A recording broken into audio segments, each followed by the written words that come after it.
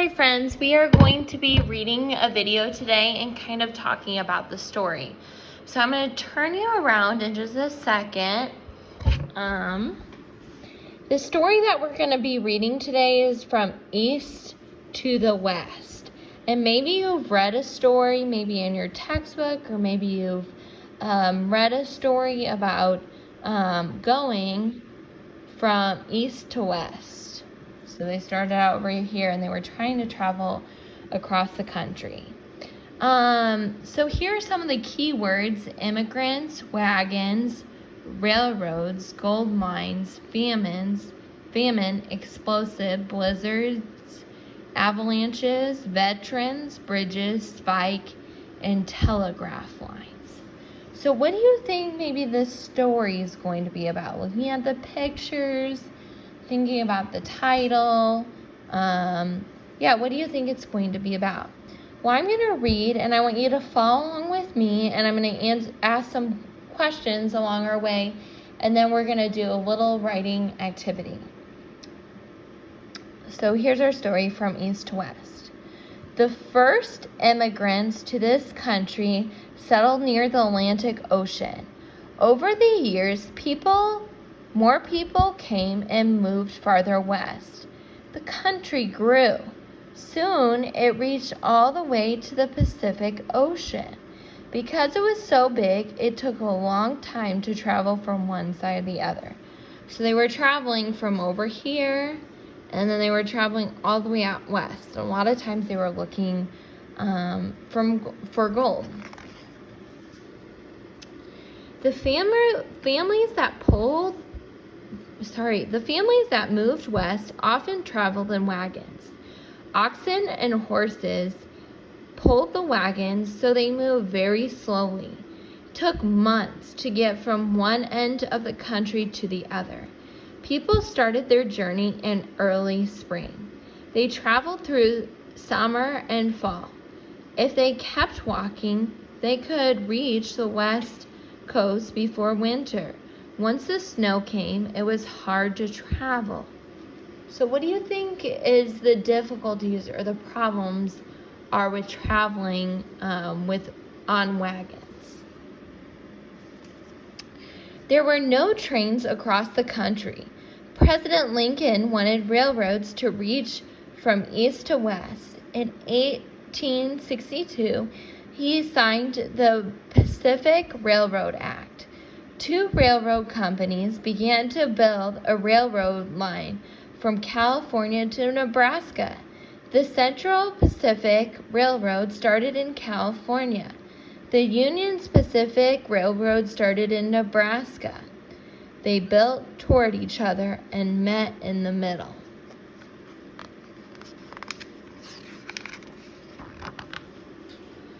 Many of the railroad workers came from the gold mines in California. These men went to California to find gold. They didn't find any gold, so they had to work for the railroad instead. The railroad hired many Chinese workers. Some Chinese workers came to find gold. Others left China because of famine. The railroad company even sent a man to China to find more workers for the railroad. Famine means that they were really hungry. They didn't have enough food. The Central Pacific Railroad had to cross the mountains. The mountains were steep and rocky. The workers had to use explosives to break the rocks. It was very dangerous work, and many workers died. The winter weather was also a problem. There was so much snow, it was difficult to work. It was hard to see when there were blizzards. Avalanches buried men alive.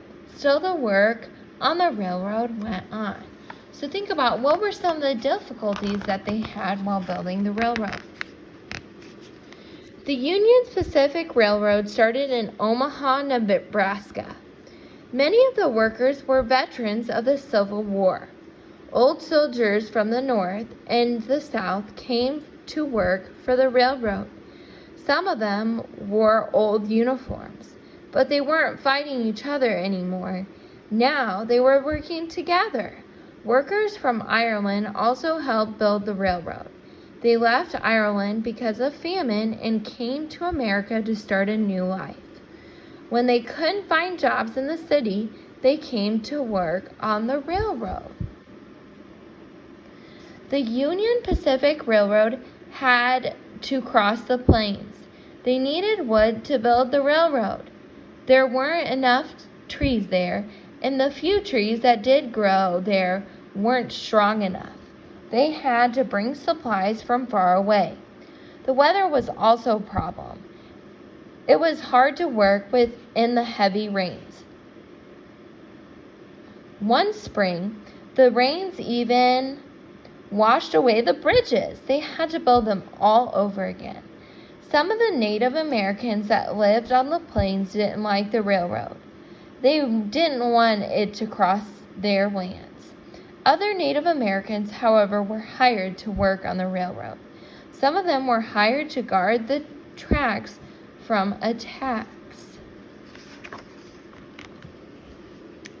After years of work, the two railroads finally reached each other. The tracks of the Central Pacific Railroad joined the tracks of the Union Pacific Railroad at Promontory Point, Utah. On May 10, 1869, the railroad workers hammered in the last spike. It was a special golden spike. Workers from both railroads came to see. Then a train from each side moved forward and touched. The workers put up telegraph lines as they were building the railroad. When the last spike was hammered, a telegraph worker spelled out the word "done." The message was sent all over the country along the new telegraph lines.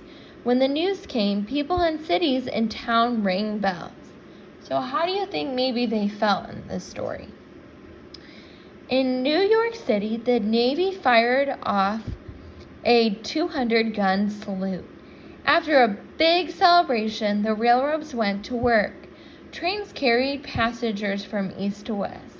At last, people could travel by rail across the entire continent.